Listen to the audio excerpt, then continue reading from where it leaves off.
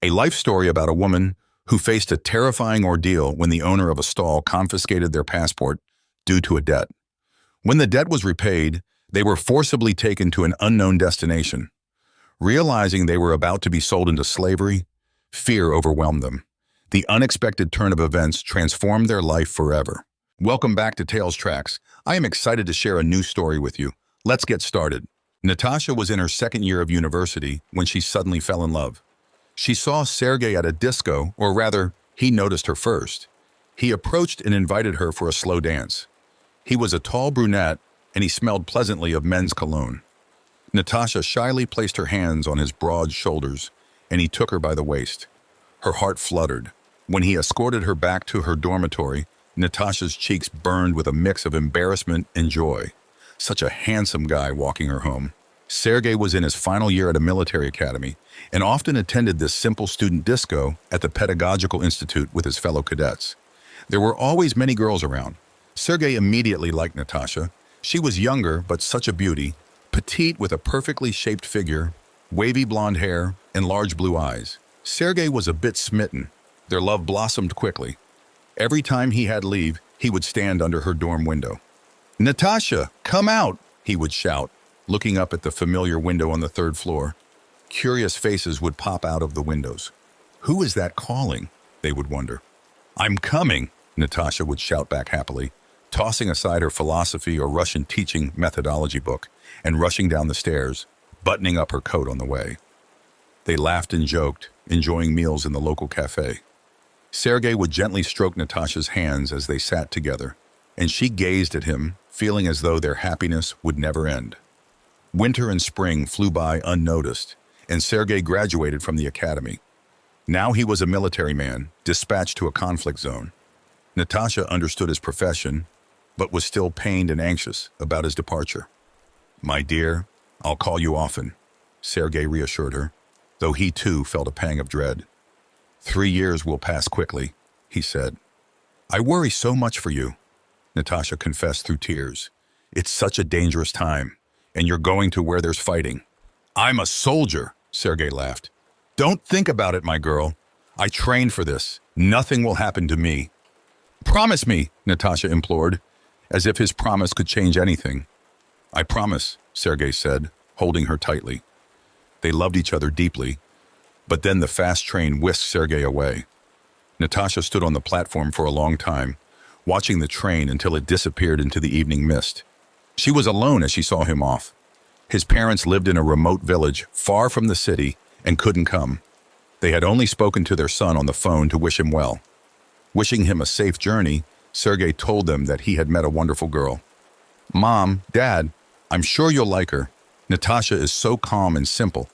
Once she finishes university, we'll definitely get married." "Son, you should have introduced her to us earlier," sighed his mother. "You praise her so much, and we don't even know her yet." "I'll bring her," Sergey laughed. "By the way, I gave her your address and phone number, just in case." "In case of what?" his mother asked with concern. "Mom, why are you getting caught up in my words?" Sergey realized he had said too much, and now his mother would worry.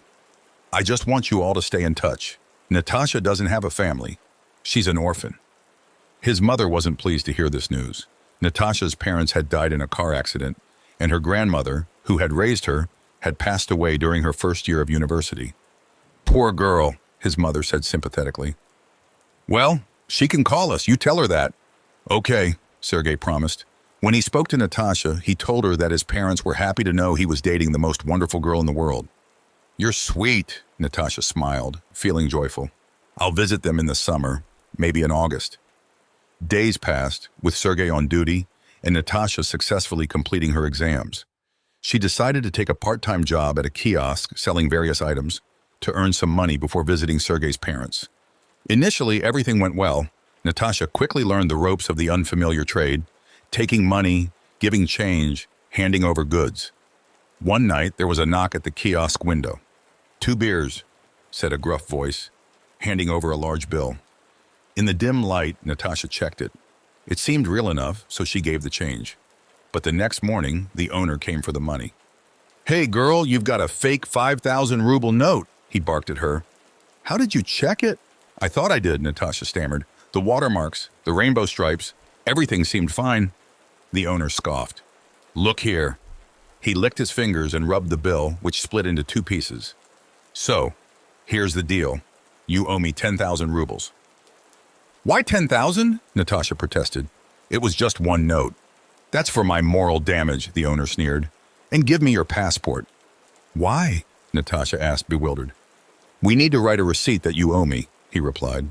But I haven't earned 10,000 rubles yet, Natasha cried. You'll work it off. The owner grinned maliciously, and Natasha reluctantly handed over her passport. Young and naive, she didn't realize the owner had no intention of writing a receipt. He simply pocketed her passport. What are you doing? Give it back, Natasha cried. I'll report you. To whom? The owner hissed. Prove you work for me. You're not officially employed. This is so you can't run away. Work off your debt, and I'll return it. You need to do 5 more shifts. Natasha was left without her passport and without any immediate prospects of earning money. The next day, the owner returned. Look, I'm not a monster, he smiled, revealing a gap-toothed grin. I know it's tough for a girl alone in a big city.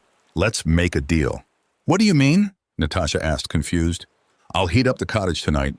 Let's relax together, he said, winking. You'll get your passport back at the cottage, he said to the girl. Go to hell, Natasha screamed, pushing the disgusting man away and running back to the dormitory. Forget this job, she thought, and cried her heart out. Going to Sergei's parents seemed like a good idea. He had said she could visit any time. She took out the piece of paper with their address and phone number. Should she call? She hesitated, wondering how she would get there without a passport and whether it was right to burden strangers with her problems. Finally, she decided to call and see what happens. Natasha, my dear, Sergei's mother exclaimed. Our son has told us so much about you. Why haven't you thought of visiting us? We're waiting for you. I don't even know, Natasha stammered, surprised by the warm invitation from a stranger. What do you mean you don't know? Sergei's mother replied, puzzled. Just hop on a train and come to us. You can also take a bus. It goes our way too. There's a bus? Natasha was relieved. It's hard for me to take the train right now. I lost my passport, she lied. Yes, Sergei's mother said excitedly. The bus stops right in our village. Call us when you get here, and we'll meet you. Natasha decided to go. She didn't plan to ask for money, just to clear her thoughts and emotions. She also had another reason to meet Sergei's parents. She was expecting a pension payment due to the loss of her breadwinner, which she received while studying at the institute. Once back, she would pay off the sleazy kiosk owner and never see him again. The bus station was crowded. Natasha found her bus and took a window seat. It was a nearly 10-hour journey, but she usually handled long trips well. This time, however, she felt sick and nauseous. The bus had to stop several times. If you can't handle buses, you should have taken a train, the driver grumbled. An elderly woman sitting next to Natasha watched her sympathetically and smiled. Finally, late in the evening, the Ivanovka sign appeared. Natasha sighed with relief and headed for the exit. The old woman blessed her. Good luck to you and your little one. Natasha froze for a moment, blushing deeply. How did the old woman know? Could it be that only she felt sick on buses? I can see it in your eyes, child. You're carrying a baby, the woman whispered and made a sign of the cross. Natasha nodded gratefully and hurried off the bus, finally breathing in the fresh air. Natasha knew she was pregnant, but she hadn't told Sergei yet. Their last night together had left a lasting impact. Natasha decided to talk to Sergei's parents first. She was worried if they would accept her and the baby. She had nowhere else to go. Natasha, is that you? She heard a woman's voice. Turning around, she saw a middle-aged, kind-looking woman running towards her. An old Zhiguli car pulled up next to the bus stop, with a man inside who looked a lot like Sergei. Sergei's parents, Irina Viktorovna and Ivan Petrovich, greeted Natasha like family. They heated the bathhouse and set a table full of food, and they talked late into the night. Sergei's parents were wonderful people, but Natasha couldn't bring herself to have an honest conversation with his mother that evening. The next day, however, she finally gathered the courage to tell her everything. She was almost 3 months pregnant and didn't know what to do. She hadn't told Sergei yet. What do you mean what to do? Exclaimed Irina Viktorovna. You're having the baby, of course. Don't tell Sergei just yet. It's too unstable there right now. That's what I decided too, Natasha agreed. The two women looked at each other, feeling fortunate to have found one another. Natasha felt embarrassed at first, but then realized there was no need to hide anything from people who had become like family. "You should come stay with us," Irina Viktorovna advised. "You can have the baby here. We have a good district hospital." "Oh, I thought I would go to Sergei," Natasha admitted, feeling lost. "No, dear," Ivan Petrovich interjected. "You need rest and care for the baby. Once the baby grows a bit, then you can go. Maybe Sergei can come to us too." "I'm not sure what to do about my studies," Natasha confessed. "Take academic leave and we'll figure it out from there," Irina said confidently. Natasha realized they wouldn't abandon her. She wanted to tell them about her debt and the passport, but she was too embarrassed. She decided to handle it herself. After staying with Sergei's parents for a week, Natasha left for the city, promising to return soon. She needed her passport back. Irina and Ivan saw her off at the bus stop. Natasha boarded the same bus with the same driver, who visibly changed his expression upon seeing her. Fortunately, Natasha felt fine throughout the journey. She arrived in the city around noon, and after resting, she went to the ATM, withdrew money, and headed to the kiosk. The owner was supposed to be there, and she planned to repay him every penny. Natasha imagined taking back her passport from him. A battered minibus with tinted windows stood by the kiosk. The owner was with some people. "Where have you been, my dear? I've been waiting for you," he said, feigning sweetness. "I brought the money I owe you," Natasha said, showing the cash. "Now give me my passport." The owner laughed. "Not so fast," and suddenly turned serious. Natasha didn't understand and stepped back, but strong arms grabbed her and threw her into the minibus. She had no idea where they were taking her. The rough ride made her feel sick, and she lost consciousness. When she woke up, she found herself in a dark, damp basement with other girls. "Where am I?" Natasha whispered in fear. "Nothing to worry about, friend. We're just in cold storage, waiting for buyers," one girl laughed, and others joined in. Their laughter was chilling. Natasha realized she had been sold into slavery. The kiosk owner had set it all up from the start. Several hours later, she was shoved into another vehicle and taken somewhere else. She felt extremely unwell. "We should dump her. She's sick," the driver grumbled. "Yeah, right, after we paid for her," his partner replied. "Let's deliver her, and they can decide." They stopped at a store, both thinking Natasha was either asleep or unconscious, and they didn't bother closing the door. Natasha seized the moment. As soon as they disappeared into the store, she quietly slipped out of the vehicle and hid behind a corner. Then she ran as fast as she could, not knowing where she was going. She didn't even know which city she was in. It was obvious she was far from home, over 1,000 kilometers away, and even farther from Sergei's parents. She had no documents, no money, and a baby on the way. The only comfort was that the baby was safe despite all the ordeals. "What city is this?" she asked a teenager at a bus stop. "Are you drunk or sick?" he replied, wide-eyed. Natasha realized she was in a completely different place. It scared her, not just for herself, but for her baby.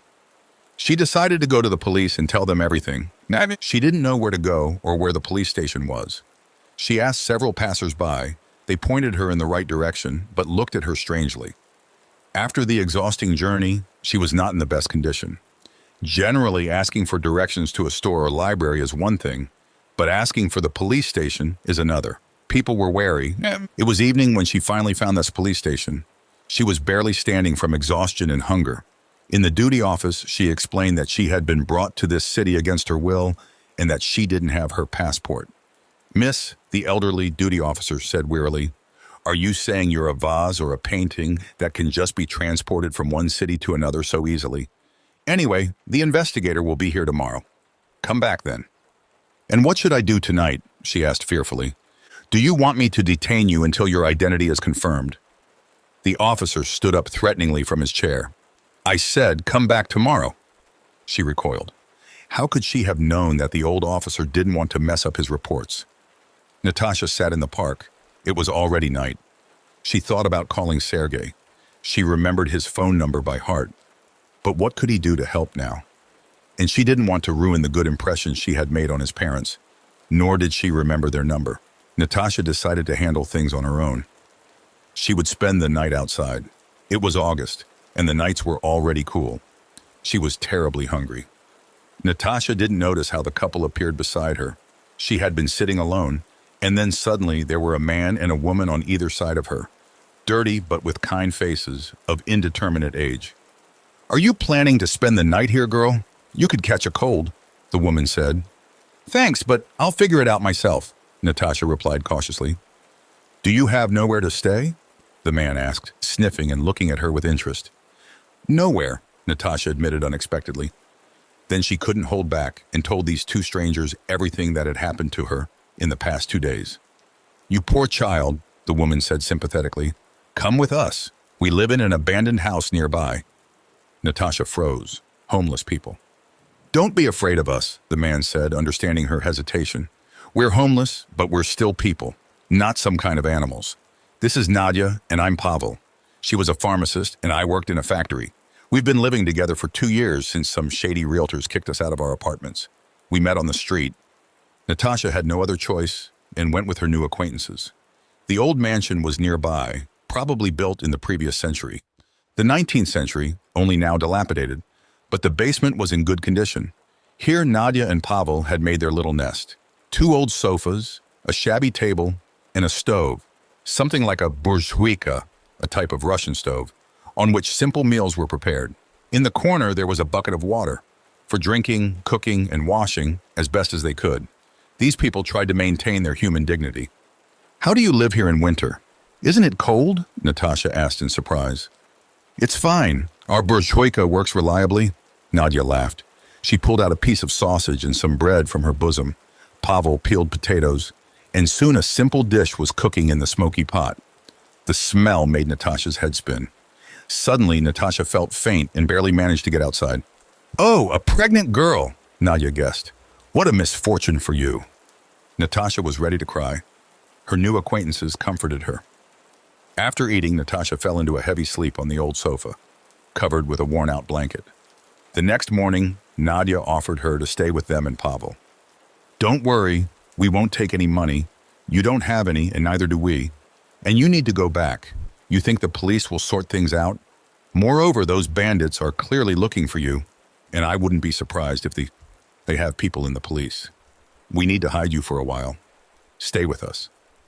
"But I'm pregnant." Natasha didn't know what to do. "I've thought it through," Nadia nodded. "We'll go to the dump and collect plastic bottles, and we'll sell them. That'll be enough for living expenses and for your bus ticket back to your city, though it will only be with transfers. We'll collect enough in a month. Well, what choice do you have?" "I have no choice," Natasha nodded sadly. She had resigned herself to the situation, and it seemed like the best solution. But they didn't collect the money in a month. The second month passed, and then the third.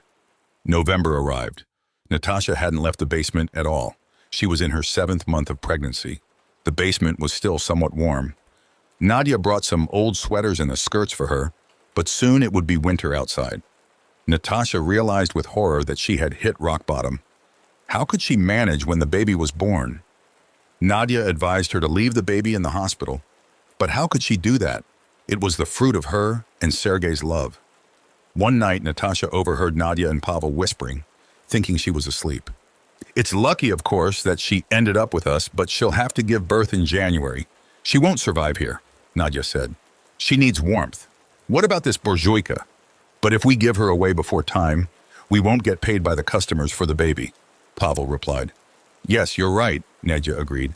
"Listen, what will they do with her when they take the baby?" "They won't do anything to her. They'll just drop her off at the station unconscious, and that's it," Pavel answered harshly. "Pavel, will they put the baby in their name?" Nadia sighed. "The girl is nice. It's a pity." "Pity yourself," Pavel yawned. Natasha understood that they wanted to sell her baby to a childless couple. In the morning, she decided to run away. Anywhere. Just to get far from here.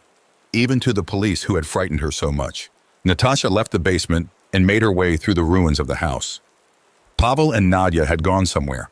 Suddenly, her foot slipped, and she awkwardly twisted, grabbing her belly, and fell into a pit. "There's a moaning sound," a woman said, holding a small dog.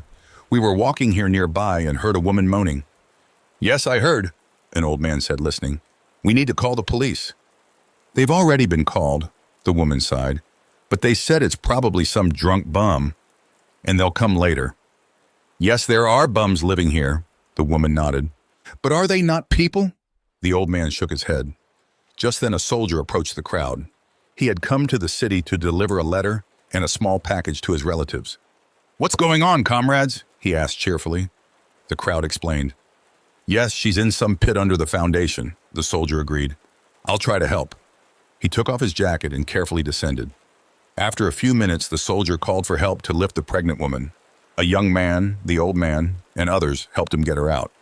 Natasha! The soldier exclaimed, looking at her face. It was Sergei who had come on business. Natasha barely opened her eyes, and there he was. Sergei, who had thought for months that she was gone. And here she was in old clothes, pregnant. What happened to you, dear? Sergei was shocked. Natasha told him everything, but later that day she gave birth to a premature baby girl. The parents and the wedding, all that was set right later. Natasha and her daughter now live in a military settlement with her husband and father. She studies part-time as a young mother and has almost forgotten what happened to her, erasing it from her memory. Dear listener, if you enjoyed the story, please like, comment, and subscribe to our channel.